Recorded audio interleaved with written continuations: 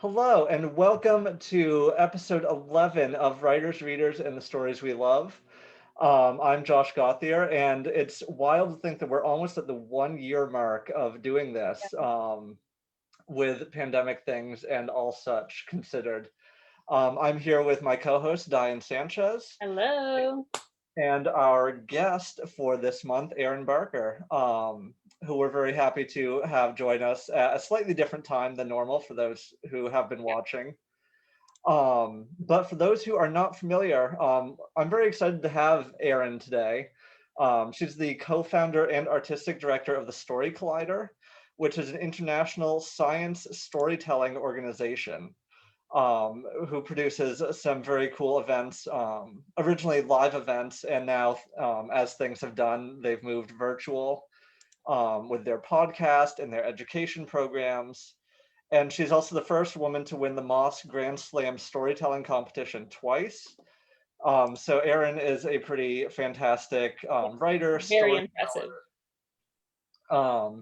And I'm trying to remember, you're moving up in the Story Collider as well in a couple months, correct?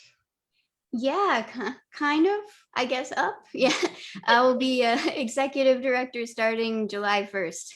Nice. Congrats. Thank you. That sounds amazing. Yeah. I mean, so Josh already brought it up, so let's just, start it off and just tell us a little bit about Story Collider, how it got started, the changes you guys have made and everything, and then your new position, what you're going to do in that new position. Yeah, so Story Collider is about to turn 11 years old, which is so wild. Got started a long time ago. I was working a very boring job in New York City. I was copy editing, data entry, and I was feeling like I had no creative space. And my boyfriend at the time, now my husband, said, "You should take this storytelling class at the theater where I work. I think you'd be really into it. It'd be a thing for you. Maybe you would stop being so depressed all the time." So I took this class, and in this class, I met a physicist named Ben Lilly. I think the only physicist I had ever met. And I was really fascinated by the idea of somebody who would go to the trouble of becoming a physicist only to quit and move to New York City to try to start a storytelling show. I was like, this is an interesting guy. So we became friends. I started doing a lot more storytelling. I told stories with the Moth and a lot of local shows in New York. And Ben started holding shows where people told stories about science.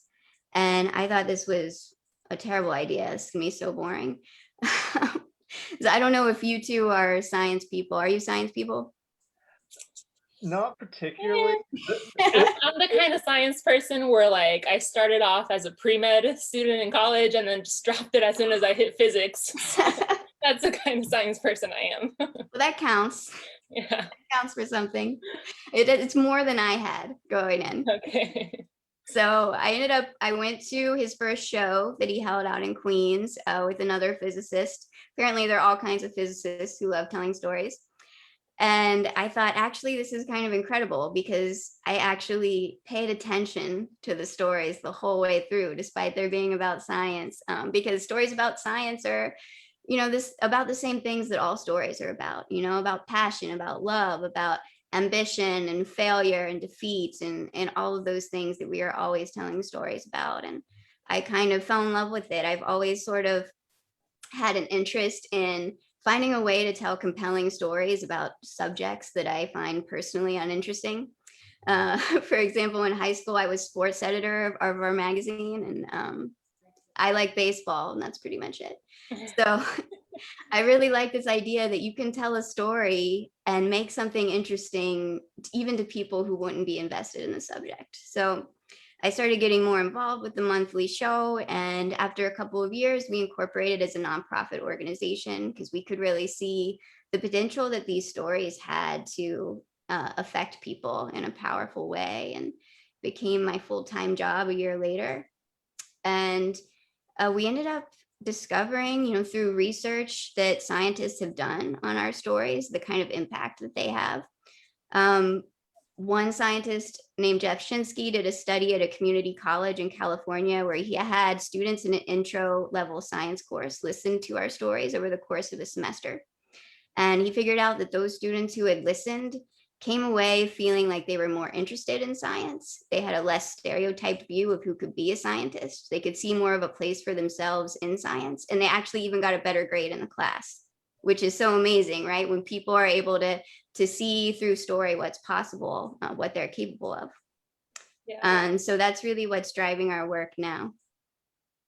Nice. I mean, if I had known about the Story Collider when I was in college, maybe I would have stuck with pre-med and made it through it. So, but that's interesting. That's an interesting, I'm gonna have to go back. How far back did you say this goes? You 11 guys have like an years. Now. archive of videos? We got 11 years of podcasts. Yep. Nice. Wow. Yeah, and so now you've got the podcast and the education program, and you said international. So like, what is the scope of this now for people who might not be familiar? Well, in non-COVID times, we have shows in 14 different cities, including in the UK, New Zealand, and Canada. So we have local producers who are based in these cities who take the lead on those shows. Yeah, no, it's very cool. And it's interesting in undergrad and then through like grad school and teaching and stuff. One of the things I was always learning and then trying to convey was like the blending of the humanities and science. And so exactly like you're talking about, like the human experiences with the science and the facts and the study. And when you put those together, you get this understanding of the world that's so much richer than taking those two apart. And I think that's where the stereotypes come from. Like looking into science from the outside and people see numbers, right? And then I'm sure through your years of doing this, like the human experience, and I mean, I've heard some crazy science stories, like just the things that happen and like what it really entails is so much richer. So it's so cool what you do. Yeah, you never really get to hear behind the scenes, right? You get to hear the outcomes of the research sometimes, but you don't really get to hear what scientists are doing to make that happen. And it's kind of incredible what a lot of them go through. You know, I never, before Story Collider, I never thought about the fact that geologists have to carry rocks, big heavy rocks around everywhere with them when they're doing their field research. I never really thought about, you know, people who operate those big colliders, the physicists, the way that they have to be like working night shifts and working alone a lot of the time. It's really fascinating. Yeah, and I know I think it was one of your first live streams when the pandemic hit, and so everything was moving virtual. And yeah, just the range of stories that were being told of different experiences and different voices coming into this. I mean, it was a fun show. It's fun to listen to. So Oh, thank you. that's my pitch for anyone listening, and definitely go check this out after we're done.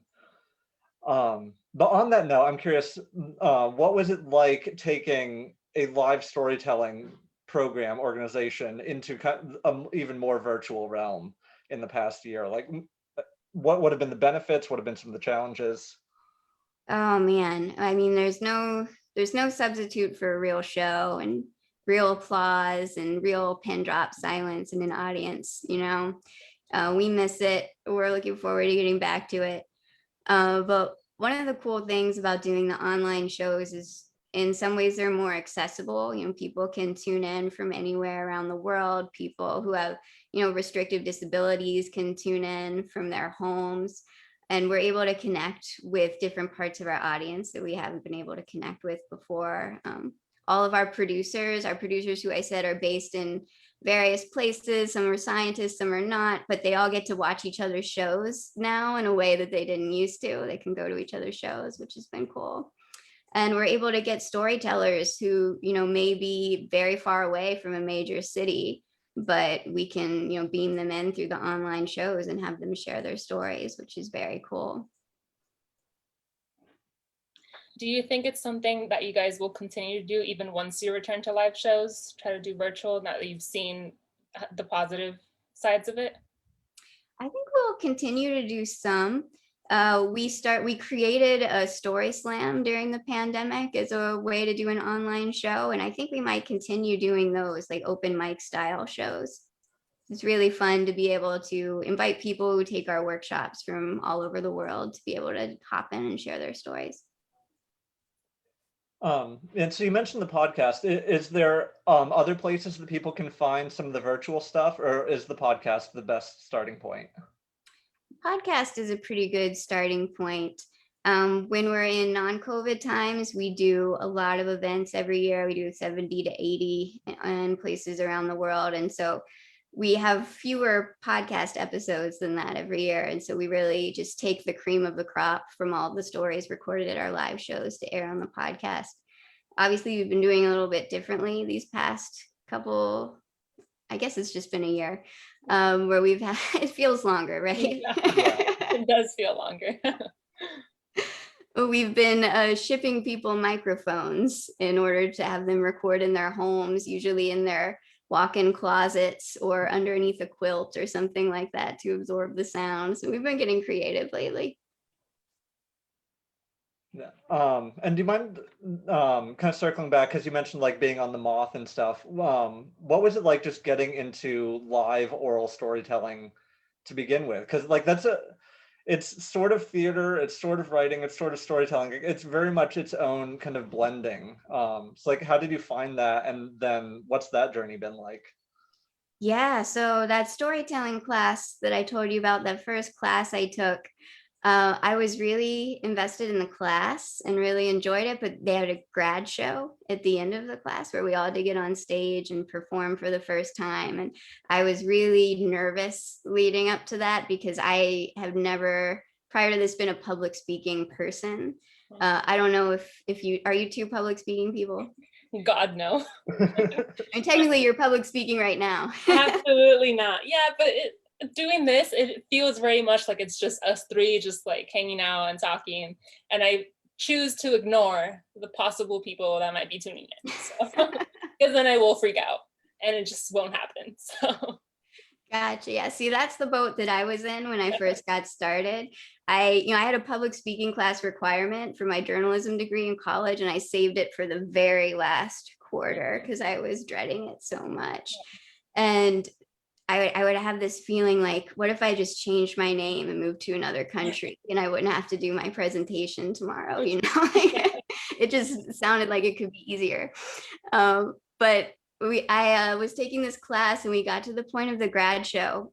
I was so petrified. I broke out into hives all up this arm, and I had to wear long sleeves to the show, even though it was warm out, because I was so nervous. But then I got up there and I did it and nothing happened. I didn't die. I was like, wow, that was kind of cool. And then the more I did it, the more, fearless I started to feel about it. I learned from some scientists that that's called exposure therapy, but I did not know that at the time. yeah. But I really started to enjoy this form of storytelling because of the way it gives me a space to kind of explain myself. You know what I mean? Explain what I've been through, why I am the way I am to an audience, and be able to hear them respond is kind of amazing. To share something painful with an audience and have them gasp is so great. To share something you think is funny and have them laugh, know that it resonates with them too. It's a great feeling. And it's the type of immediate feedback that you don't really get in writing, And sometimes immediate feedback is great and rewarding, and sometimes it's painful. I'm sure, yes. The painful part is the part that just makes me not want to do it. So yeah. I just don't. Josh is trying to convince me to do the Stonecoast one with the alumni Readings. and I don't know about it. So it was hard enough for me to have to like stand up and do that like final year, your grad reading. I was like, my heart was like pounding and I was like, never again. So yeah. I don't know about that exposure therapy. I don't think that's for me. Worked out for you yet? Yeah, no. I've done it twice and you know what? It didn't work, so I'm done. So Third time's the charm. but I'm okay. I'm okay just not I'm okay with it. I'll just stick to keeping to myself, writing things out. I'm just, yeah. Don't make me stand there and talk in front of people. I can't do it. No. Yeah, no, it is right. In the past, I've realized that the most intimidating thing for me for public speaking is when I can see every member of the audience. Yeah. Like if it's big enough, then it's just kind of this amorphous collective that's out there. And if it's a couple people, it's fine. But if it's like 30 pairs of eyes, I'm like, everyone is looking. Yeah. My preference is for really bright stage lights. So that Exactly. you're just speaking into an abyss. That's what I enjoy. Okay, so for the other 10 streamings that we've done, we focused on the written word. And this is the first time we're talking about, live storytelling and everything. What do you think changes when a story is delivered live instead of like in a book or an article or something like that? How do you compare it to creative writing? Yeah, that's a good question. It's, something we explore a lot with our storytellers. Our storytellers come from all kinds of different backgrounds. And so a lot of them already have their established modes of communication that, might need to change to be compatible with our stage, depending. I think the speech is a lot more conversational than the written word. You use tense changes a lot in storytelling, really just for mood rather than, actual timeline reasons. Like you might switch to present tense during a more urgent scene and then flip back to past tense, which is much different from the written word. And there's just different ways that people take in information when they're listening rather than reading. There needs to be a certain amount of clarity so that people can, carry things with them throughout the story. You can't go back and look and read things again in this context. And, in terms of the more conversational speech, there's fewer adverbial clauses. I think I take adverbial clauses out of a lot of people's drafts. And it's a shorter form than most people write in. Most of our stories are 1,500 words or less if you were to transcribe them. Okay. And I think what I really like about it, though, is it's very personal. It's very immediate when somebody's standing right in front of you and telling you a story from their lives in a way that it isn't if you're reading it in Reader's Digest or something like that. It's really compelling when you are seeing that person share that with you, and it's a direct connection with the audience, which I think is really special. Yeah, no, it's interesting. We had Tom Koash on a few months ago. We were talking about playwriting, and in similar fashion, that blending of the physical presence with the storytelling, and exactly that audience connection that I think you can get to an extent with the written word, but it's not nearly the same tangible thing as like you're saying, having someone right there. And I'm trying to think, I don't think I've been to in person as many true storytelling events, so I can only imagine like the additional level that brings of connection. Yeah, there's moments when you can hear the silence around you, when we're in a very tense moment of someone's story, a very dramatic moment. And it's a really special thing to be able to feel that along with the rest of an audience. One of the things in our workshops, we teach storytelling from a scientific point of view because we're teaching mostly scientists and other science professionals how to develop storytelling skills to communicate their science in a better way. And one of the pieces of research that we share with them is that an audience, when it's fully engaged in a story, their eye blinks will synchronize, because when we're in tension, our eyes open wider, and when that tension is relaxed, we blink. And so this isn't something that you can really observe with the naked eye, but it is something that happens with an audience that's fully engaged like that, which I think is really cool. That is fascinating. Yeah. I'm trying to think back to a live performance I've ever, because I'm not much of a live performance. I just can't focus if it's just like audio. It's very hard for me. Like the only I think live shows that I usually go to are like comedic shows, and sometimes I just can't. I don't even know what the jokes are because I haven't been able to focus. And it's like, Yeah, it's just, I don't even know how to explain it. I prefer the written word. I can focus more on that, but sometimes it's like the performers, and they'll be into it and they'll be great, but I can't focus on it. Yeah, it's a different thing. Yeah. Yeah, I'm thinking too though, even through like when we were all at Stonecoast and some of the readers that we've had there, I'm thinking in particular like Martin Espada reading his poetry and stuff, Oh, and, yeah. and you get these performers who bring people in Mm-hmm. the experience, and yeah, some about that collective kind of shared experience of a story in real time. Yeah, I can only imagine that the science behind it must be fascinating as well. I mean, even that piece of it. Oh, yeah. Can I tell you about something cool? Please. This is my favorite thing. This is my favorite research that we share in our workshops. So, like when you're reading a book and you're so immersed in it that like you can't hear somebody yelling your name, or like you're in a movie and like the time goes by like that because you're so plugged into the story. You know that feeling? Yeah. That has a name in science. It's called transportation. You're being transported into the story, and it's like an actual thing that they talk about in neuroscience and in social science. And when you're transported into a story, your emotions are fluctuating up and down with those of the main characters because you're connecting with them. And the result of that is if when you're transported into a story, you are more likely afterwards to go back and watch it again, to share it with somebody else, to dig deeper into the subject matter later.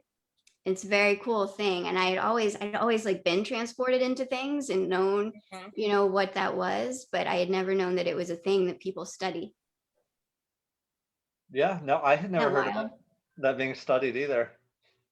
I thought that's what happened to everyone when they read a book or they watched something that was good. Yeah, I mean, don't we all like finish books in tears and then call our friends and be like, you have to go read this now? And like actually see scenes played out when we read and stuff like that, which I just learned that apparently not everyone can do that. So yeah, I guess different people envision it in different ways. I always remember I heard this story on the radio once, where the director of the film Atonement was talking about showing it to the author Ian McEwan for the first time and being like, is it how you pictured? And Ian McEwan was like, no, I don't picture my stories. And I was like, what? For a writer to say that seems wild to me. Yeah. How do you not picture what you're writing? Like, how do you know what you're writing if you don't picture it? I don't know. We'll have to ask Ian. That's gonna mess me up. I'm gonna be thinking about that for like days. I'm still thinking about it. I heard this interview like 10 years ago. Oh my God. Real quick, we have Claire in the comments. Is wondering where to find some of that research about audience and storytelling. Do you have some on the Story Collider, or is there somewhere else to go read up on more of this? I should tell you, yeah, the main scientist that I'm citing here is Melanie Green. She does a lot of work into transportation. I'm citing a specific study of hers that I can't remember the name of off the top of my head, but if you do a Google Scholar search for Melanie Green, you should uncover some good stuff. Thank you.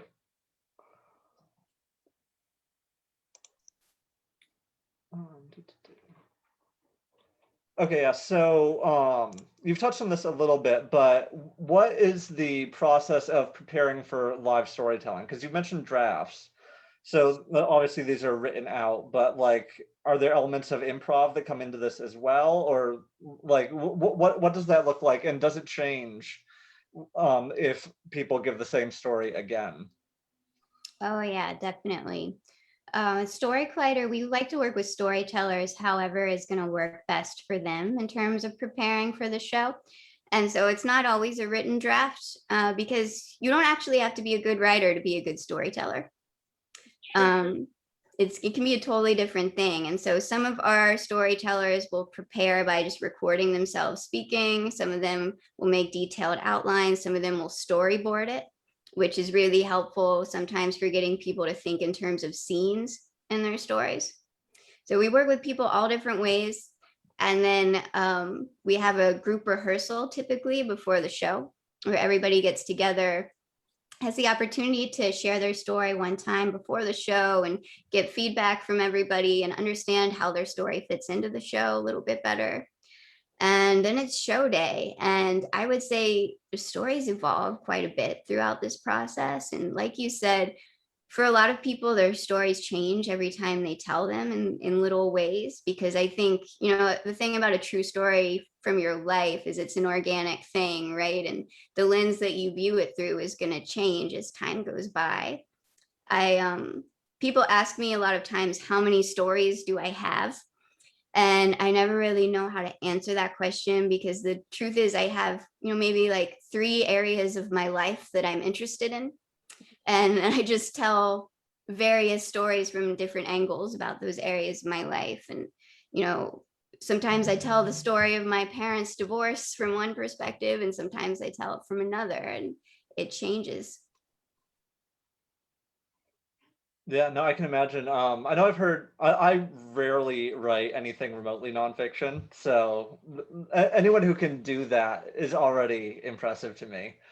But I know I've heard nonfiction writers talk about, yeah, like mining into these events and always discovering like new things and new angles and pulling out even like single moments from an experience and forming that into a whole story, and then another moment and it becomes something entirely different.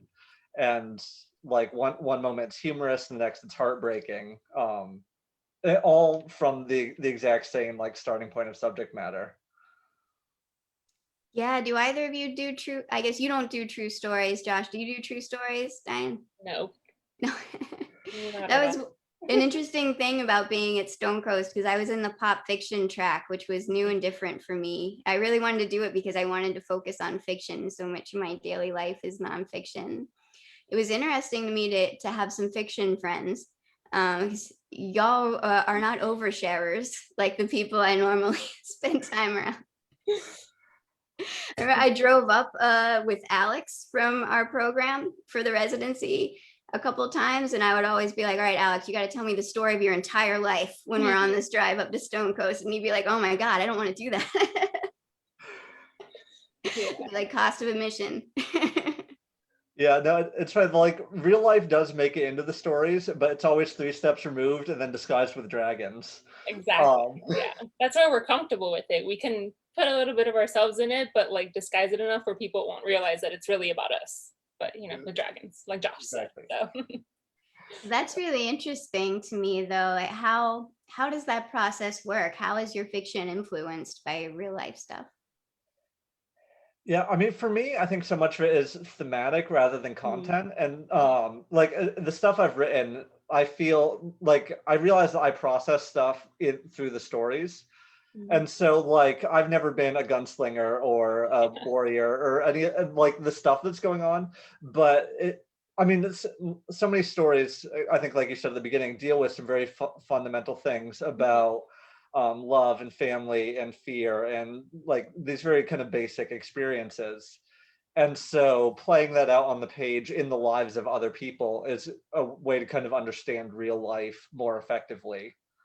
Um, and I generally don't know those things going in. Like I just pick a cool mm. character and start writing a story. And then halfway through I realize like, oh, like this is actually about something much more personal than I intended. But here we are. yeah. Yeah. Uh, I Dine have, on yeah, well, I think mine works pretty much the same way. It's not that like, my parents were killed and I'm on the run with my little brother because they were killed by the mafia and now like that's not my life, but That's so good. that's one yeah, that's good to an extent. But for example, with that book, it's a book I haven't even finished because I got to a point where I realized that there was a lot of myself, I think, in that character. Obviously not in the experiences, but just like in the thoughts and just stuff like that. And I didn't know how to like finish it or how to like, because I got stuck. I was like, oh my God, this is me. And I don't want it to be me. And it's just something you don't realize when you're writing it, I think, that how much the characters are you, basically. So it's just, yeah. Yeah, totally. And Yeah. there's an emotional truth that underlies fiction, right? Mhm. yeah, no, and I think that's definitely part of it is Yeah, I mean, those emotional truths and that, yeah, that human experience. Claire in the comments is agreeing as well with fiction, that the stories feel autobiographical, even though they're totally unreal. Mm-hmm. And I think especially in pop fiction, yeah, like so many of us are not oversharers, but Yeah. like that is absolutely true. But thinking through the stories like I read at Stonecoast, and even just like the fantasy and the science fiction and the horror that are coming out nowadays. Mm. Actually, there was an exchange I saw on Twitter recently that was talking about how horror writers are some of the nicest people in the writing community. And someone was saying that it's because they're so openly willing to admit what they're scared of. Yeah, Um, interesting. and so even though the stories are far removed from reality, yeah, to process those things on the page, I think reaches a similar end goal as telling true stories, just through a very different path to get there.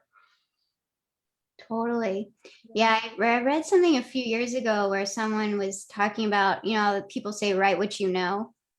She Mm-hmm. was like, you should write what you know in terms of your emotional truth. Write the emotions that you've experienced, and you'll build up the world around that. And I thought that was really interesting way to think about it. Yeah, yeah, I like that because it opens up so many possibilities. I mean, I'm thinking of even like Jim Kelly's like robot stories, and his stuff is so like fantastic and imaginative, but it always rings so human at the same Mm-hmm. time. Totally. It's a Yeah. great example. Hold on, I'm struggling to read the screen today. My eyes are just terrible. So I think the next question is, what's it like collaborating with so many other creatives in your world of like life storytelling and stuff like that? It's kind of awesome because at Story Collider, like I said, our producers, some of them are scientists, some of them are storytellers or writers or journalists. They have all kinds of different backgrounds because there's nobody who has a resume for scientist storyteller. So they come from all different places and they all bring really different perspectives. And I really love being able to collaborate with them as a team because they just look at things with such different perspectives. Like it had never occurred to me before doing this work to think about this research into transportation, for example, or to think about stories that way, to think about what are the narrativity factors that are going to influence my audience to be transported into the story. And I actually kind of love it because it's just such a different way to look at it. Yeah, and I imagine too you mentioned like the international side of it. What's it been like seeing different cultural ways of telling stories? Oh man, I've learned so much. Um, and let me say, in the US, I think that we don't have as much cultural respect as they do in some other countries. Yeah. Many of our shows in Canada, they begin with a land acknowledgement, and same in New Zealand, in many places that we have shows, which I think is something that should be done in more programming in the United States. It's been great to hear different perspectives from these different communities, the different concerns that people have on their minds. I mean, it's so different from Vancouver to Atlanta to New York City to Wellington, New Zealand. You get such different voices and such different stories. And so diversity is kind of built into Story Collider's mission as something that is really important to us. And being able to capture the story of science from all of these different voices and perspectives. I think we couldn't tell the complete story of science without it. Hmm. Yeah, no, it was interesting. I spent a chunk of years in academia and may wander back in at some point. But we had a lot of conversations about like, and obviously this is not quite storytelling in the traditional sense, but like the American structure of even writing papers, compared to there was a large immigrant population, so like Somali students and Asian students and students from Russia, and just the way they approach conveying information in any form is Mm. not like the 5 paragraph essay that is drilled into us all in America. And I think so often we think of ways of storytelling as like the correct way, and then you discover like, especially these cultures that do have such rich storytelling heritage, and the way it is delivered and infused into just the way of being has so much value to it. Totally. Yeah. And that's why when we're producing stories, we try to have a storyteller led process, because different people in different cultures have different ways of approaching this. And we try to be open to that and not formulaic. We don't want to take somebody who has this, cultural expression, this style of telling a story, and force them into this specific box for what we do. And so we try to really capture the way that they want to tell the story and the way that they get across, whether it's, in when we did a show in Hawaii, this was one of our last trips before COVID. We got to go to Hawaii. So at least we were going out with a bang. But we had some Native Hawaiian storytellers and incorporating, Native Hawaiian chants into their stories. And that's, not something that would normally be done at our shows, but it actually really elevated the story. And it was really important to the storyteller to be able to incorporate that. So I really like that we let the storyteller lead the way. Mm-hmm. Yeah, I'm thinking Daien and I at Stonecoast were on the trip to Ireland one of our semesters. I'm thinking even just the Irish culture and like music and language and storytelling, and like it feels different than America, just being there and interacting with the writers and the story. Like it's in the culture in a way that's really hard to explain, but like you can feel it when you're there and when you're interacting with people and just listening to them. I mean, did you notice the same thing, Daien, a bit? It feels more like it's weird because it feels more you're just talking, and it feels like more freeing. And like you said, it's because we're not placed into that box of like expectations or how things we do here. So I think that's also why you guys have been so successful with the Story Collider. It's because you've let the storytellers tell the stories how they want to tell the stories. So thank you. I do want to shift tracks a little bit for a moment, because I know I have read parts of a certain YA mystery thriller. And you did mention that at Stonecoast, the point was to experiment with pop fiction instead. So like what was that process like? And then how is that interplay carried out, storytelling impacting fiction and fiction to storytelling? Yeah, so I did end up completing that manuscript, and I've been overdue on the rewrites for a very long time, longer than I probably want to admit on this live stream. We're all in that boat, I feel like. Literally, we're all in that boat, so it's okay. It's okay. Okay, good. Thank you. Thank you. But it's interesting because I heard you say, Josh, that your stories are like, 3 steps removed from real life. I think mine are maybe like 1 step removed. They're kind of like what actually happened to me, and then I added in a murderer, So I don't know. I'm struggling a little bit with how I feel about myself as a fiction writer. If fiction is necessarily for me, because I don't know if I have the imagination that you two have to be able to elevate something from what happened in real life to that degree. But at the same time, I really enjoy the freedom that you have in fiction to make things more satisfying than they were in real life, for example. Ratchet up the action, maybe be as dramatic as you want to be. So I don't know. I straddle the line a little bit. Yeah. Yeah, no, and it's interesting too. I know I've seen a recent rise in even like autobiographical fiction. I think Jim Carrey just put out a novel, and the main character is Jim Carrey, but it's a novel. So like that line gets really blurry sometimes too, I feel like. Yeah. One of my friends, Matthew Dix, is a storyteller as well as a novelist, and I read all of his novels. He's an incredible writer. And it's so interesting because sometimes I'll run into something and I'll be like, oh, this is from a story that Matt told on stage once. This definitely really happened to Matt. And it's a really weird way to read somebody's novel. Yeah, I can imagine.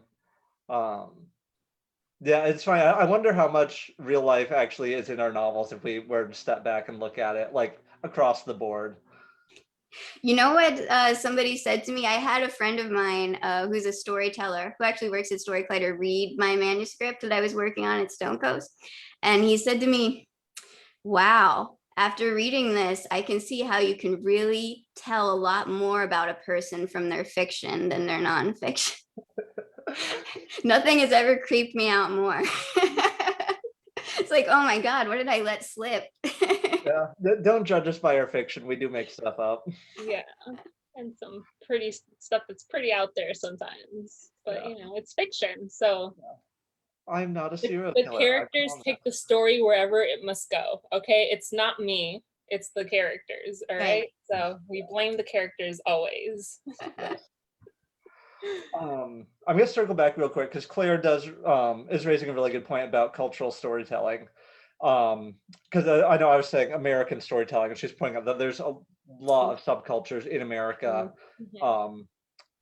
Different like immigrant cultures, Appalachia, all that stuff, and that's inflected in music and storytelling and lots of different examples. So yeah, I just want to say that is definitely a point. When I was saying American was my bad shorthand for white, middle class, established convention, which often takes precedent. But I know in fiction and storytelling both, we're seeing a lot of voices that have always been there really coming to the forefront. Story Collider being among that. And I think that's very exciting as well, because we're getting away from that one established kind of mode of doing things and not realizing, embracing the richness that has always been there. So yes, an excellent point as well. Definitely. How has working in both oral and written stories informed each other, do you think, in your own personal experience? I think it probably goes back to that immediate feedback. When you're on stage, you can tell right away if you've lost the audience, if you're not keeping their attention, if they don't like you, you can tell. They'll be sitting there like that. Yeah. And so I think it's been really helpful for me in terms of working out my voice and what I have to say that resonates with an audience in a much faster way, in a much sped up and often more painful way than having someone give you thoughtful notes on a manuscript. And it's very honest, because those people, they have no reason to tell me that my story is good. They're not my friend. They're going to walk out of that venue and never see me again. So it's that immediate and honest feedback, I think. Did studying fiction for a time impact how you told stories while you were doing that? That's a good question. I think I learned a lot from both about narrative structure. In storytelling, it's narrative structure on a super small scale. So it's easy to wrap my head around. I have ADD. And so I think it's not a coincidence that I've gravitated towards short form storytelling, especially short form, emotionally charged type of storytelling that keeps my attention from start to finish. And so when I look at a small story, it's sometimes easier for me to think about the structure. And then when I studied at Stonecoast, I learned a lot more about how to think about the structure of a story on a bigger scale, how to make a more complex narrative. And so I think that I definitely brought some of those influences back to storytelling with me. I did my first half-hour set, I think, while I was at Stonecoast. So I started expanding into a little bit of longer form, thinking about other characters, thinking about B stories and things like that. Very cool. Also, Michael Kimball's advice, walk through the fire. Yes. That has been the best advice that I've ever had, probably, because I have this tendency in all of my writing to skip over the hard part and go straight to the happy ending.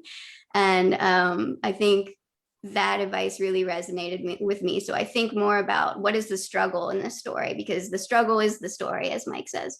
Yes. Yeah, no, that's excellent advice. Yes. So we've got a few minutes left, but if someone wanted to get into oral storytelling, what would be your recommendation for where to start with that? Well, the Story Collider has a slam every month if you have a story about science. If it's not about science, The Moth is an organization that has slams all around the world and online right now. A lot of other organizations do too, I believe.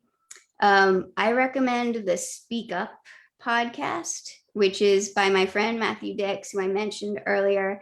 He shares stories from their live show and then critiques them afterwards. So you can get a breakdown of why it worked, which I think really helps people who are learning. And he's also written a book called Storyworthy, which is sort of the storytelling Bible. I buy a copy for all of my producers. It's a great introduction to how to think about oral storytelling. Excellent, thank you.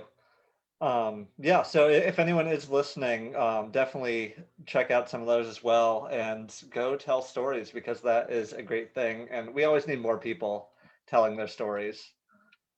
I do have a question in the comment from, or in the chat from Claire. She's saying that sometimes it seems that when writers perform, they actually make their writing even better. And she's saying that it seems like they're probably tapping into their talent as a storyteller even more than as a writer. Sometimes. Do you have thoughts? Would you agree that that does happen sometimes? Yeah, I think so. And I think, in particular, if it's a true story, but maybe sometimes if it's not, I think when you tell a story, it can bring you back to that moment. It can make you feel very present in that moment and help you convey it in a way that's, very immediate and very real. You mentioned Martine. I think he's a great example of that. Wow, his stuff comes alive when he reads it. I think, yeah, there's a lot of people where that brings an extra element. Yeah, and the people I think who really embrace storytelling are, yeah, I think coming alive is a great way to see it. Like people who live in that space, like you can see even the virtual story slams and stuff I've watched that Story Collider has done, and watching people step into that performance is such a phenomenon to watch. Totally. Yeah. I do have one question I want to add in before we kind of wind down. But Daien, did you have any other thoughts that you wanted to direct us to before we wrap up? No, I don't think so. I think this has been a really good talk, and I'm really interested now in oral storytelling, even though it hasn't worked out for me in the past, but I'm definitely Maybe someday. I'm definitely gonna look into some of those other organizations too that you just mentioned. So you never know, maybe that, therapy thing might work. You never know. You never know. And like we said at the start, virtual is a good starting point, because you don't have to look at all the people who are listening. Yeah. I mean, That's true. Some of the storytellers on our podcast now, when we're recording, I tell them they can minimize me if they want to pretend like they're alone. A lot of them take advantage of that. It's just the fact that there's people there and their entire focus is on you. And so if you mess up or something, they will notice. So I just can't handle that. Fair. It'll be great. Yeah. But yeah, so I did want to circle back because I realized that we didn't put this into the questions a whole lot. Can you talk a little bit more about the education program? Because I know you mentioned like the effect on students, but what are you all doing now on the education side of things? Oh yeah, when we talk about our education program, we're mostly talking about the workshops that we hold for scientists, other science-related professionals, conferences, universities, and things like that. And we've also been doing public workshops every month. People can sign up and take a 2-week course with Story Collider. And it's basically explaining storytelling from a scientific perspective and helping people develop their narratives about science. So we incorporate a lot of the research that I talked about today and some more research. And did you know, for example, sorry, I have to do one more. Is that okay? Kurt Vonnegut pitched this thesis. I guess he was in graduate school about mapping the shapes of stories. he wanted to find out if all stories have common arcs, common sets of arcs. And that thesis was rejected. But these other two universities, the University of Adelaide and another one, picked it up after his death. And they basically fed a bunch of works of literature through an algorithm and found out there are basically like 6 shapes of stories that all works of literature fit into. It's super interesting. I wish I could remember all of them. Mhm. Now that you mention it, I feel like I've seen these shapes. I feel like I saw a breakdown of this somewhere. Yeah, it's really cool. And so we share things like those shapes with our scientists, and we talk to them about story structure, but we stress that the most important thing is that something changes in the middle. Something has to evolve or develop in terms of the narrator. And we take them through that process of putting together their first story. Yeah, so I think you're obviously a prime example of a storyteller who moved into the science side of things. What's it like seeing scientists embrace storytelling? Oh man, it's so great. There's nothing better than watching somebody step off the stage after they tell a story for the first time and they've just killed it, and they've never done anything like that before. They've never made a group of people laugh like that before. And just the look on their face, like my favorite part of our work. It's amazing. But I think before I got into this work, I don't think I knew how subversive what we were doing would be considered in science.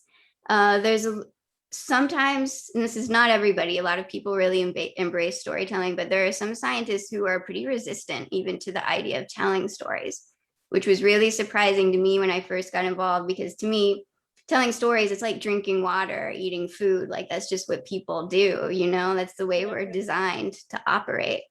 And so the idea of thinking stories are bad, stories are a distortion of facts, was really surprising to me. And I didn't know until I got into this work that scientists, when they're writing their papers, they don't use first person at all. Yeah. And they use a lot of passive voice. That blew my mind. And so through our workshops, a lot of times we see people have real transformations. A lot of people don't want to admit that they have feelings about their work in science, which is understandable in a way because objectivity is so important. But, you have to feel something about it. Otherwise, you wouldn't have been doing it for 10 years. So I've been in situations where I have a scientist telling me, I don't feel anything about this, while they're literally crying. Yeah, I mean, to be human is to feel, and so like pretending that isn't. It's probably more honest to admit the feelings and the perspective that we bring to something. I think you can be more objective when you're more aware of the ways that you are subjective. Yeah, I agree. Yeah. Yeah, and it's the divide we have culturally between the arts and the sciences is so fascinating. And I mean, we all see it in the headlines and stuff. It's an ongoing kind of struggle, but yeah, no, I mean, subversive. That's a pretty good resume note. Subversive storyteller. Put that in my Twitter bio. Yeah, to be bringing these things together so effectively. It's great. I love it. So. Oh, thank you. Yeah. So Daien, I know we have one last question. Do you want to bring us home with that? Yes. What is something that you've read, watched, listened to lately that you've enjoyed? Oh man. Do y'all read Connie Willis ever? I have not. I'm vaguely familiar, but I've never actually read her. I've just reread one of her books for the second time. She writes kind of historical fantasy. I don't know if that would be the label that you would put on such a thing, but in her universe, it's the year like 2050. Time travel has been invented, and it's used only by historians for the purposes of studying history. And so all time travelers are basically grad students. And it's such a fun universe. To say nothing of the dog is the one that I reread a lot because it's the romantic comedy. Others like the Doomsday Book are a little bit darker. In the Doomsday Book, they go back to the time of the plague, which I won't be rereading at this current moment. Yes. Maybe not. That might be a good idea. But I wish they would. Oh, sorry. Do you know how many books there are in that series? I think there's 4. They're not really a series. You can read them sort of in any order, I Yeah. think. Yeah, they're sort of self-contained, but they're in the same universe. But I really wish that they would make a TV show based on the Connie Willis universe I and was gonna stop say that making sounds Game like of something Thrones. that would be good for a TV show, like a Yeah. season, a book or something. So Right? Everybody tell the people at HBO. Yeah, I mean the librarians meets Doctor Who basically. So Yeah, there you go. that sounds really good. I've seen those books around kind of in passing, but now I'm intrigued to actually go pick one up. I didn't fully Yeah. realize what they were about, I think. So I think you'd be into it, Josh. yeah, it sounds like the right thing. Daien, anything you want to pitch as we're winding down? Absolutely not. I have not had the best of luck lately when it comes to books. So I'm just not gonna say what I've been reading because it's just big disappointment, let me tell you. So Well, Oh yeah, that's man. fair. And you did make me Yeah. read one of the disappointing ones just to share and it. I did because it was so, I was so frustrated and I was like, I can't, he's a friend on Goodreads and I was like, I cannot rate this book until Josh reads it so that he doesn't go into it with any like expectations or something. So Yeah, and I think I've texted you about the issues with it in like chapter 2, so it didn't take Yeah. long. yeah, and it was so shocking because this was an author who had previously had 2 like amazing novels, and I was like, this very much felt like a draft from like 10 years ago that first started out and just like published it, and I was no, I'm still not over it, clearly. So Yeah. Did you read the whole thing? I did read the whole thing. So I have a thing where like when I start a book, if I make it to the end of chapter 1, I have to know how it ends, even if it's terrible and it's like torturous. So I just, luckily Wow. it's not a Commitment. series and it's just the one book, but because there have been series that I've had to read that have been terrible, but I needed to know how it ended. So You could just look up a summary on Wikipedia. that feels like cheating, and then I can't rate it on Goodreads because I didn't really read it. So Oh yeah, you Yeah. got to get your shots in on Goodreads. yeah. Um, Josh. yeah, no, I'll pitch real quick. So I haven't finished it yet. I'm only a few chapters in, but I am finally taking the dive on House of Leaves, which is a book that I heard recommended quite a bit when I was at Stonecoast and just was aware of generally. And then I've got a coworker who is a big fan of it and stuff. And so I finally had time.